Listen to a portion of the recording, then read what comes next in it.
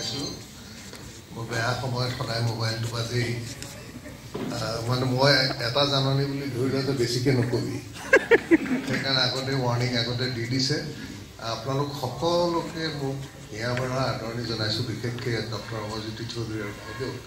তেখেতসকলে আমাৰ অনুৰোধ ৰক্ষা কৰি উপস্থিত আহিলে হ'লহি ইয়াত এই গোটেই অনুষ্ঠানটো পাতোঁতে মচন্দা আৰু মই থিৰাং কৰিছিলোঁ যে কীৰ্তিদাই পাতিবলৈ নিদিয়ে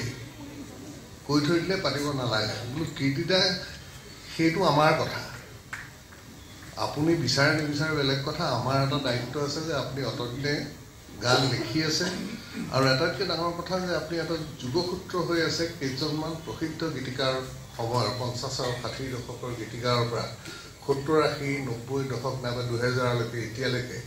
এটা যুগসূত্ৰ হৈ পেলাই যিটো সুন্দৰ ধাৰা সৃষ্টি হৈছিল অসমীয়া গীতি সাহিত্যত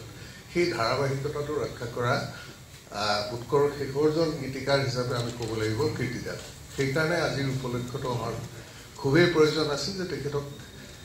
আমালৈ দিয়া যিখিনি অনুদান অৱদান সেইখিনি স্বীকৃতি দিয়াৰ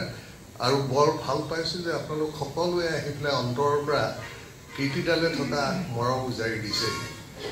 যি কি নহওক আমাৰ অনুষ্ঠানটো আমি হ'বনে নহ'ব বুলি ভাবি আছিলোঁ কিন্তু ইমানো সুন্দৰকৈ হ'ব বুলি হয়তো আশা কৰা নাছিলোঁ এইটোৱে দেখুৱাইছে যে কীৰ্তিদাৰ প্ৰতি আপোনালোকৰ থকা মৰম চেনেহ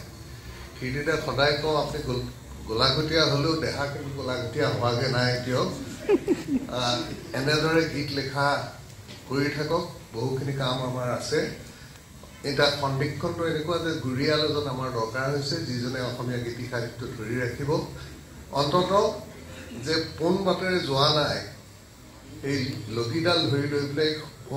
আঁতৰি যোৱাখিনিক লৈ যাব আৰু আজিৰ এই অনুষ্ঠানটোৰ তাৎপৰ্য আমি যদিও ভবা নাছিলোঁ কিন্তু এবাৰো ভাবিছিলোঁ যে লাচিতৰ মূৰ্তিৰ তলত দুইটাৰ পাৰত সময় বালিত হয়তো খোজ থৈ গৈছে কীৰ্তিদাই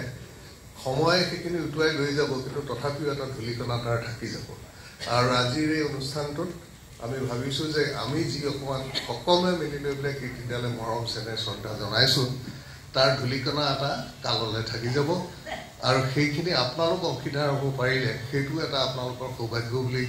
ধৰি ল'ব বুলি অনুমান কৰি মোৰ বক্তব্য ইমানতে সামৰিছোঁ পুনৰবাৰ আপোনালোকে অনুষ্ঠানটো উপভোগ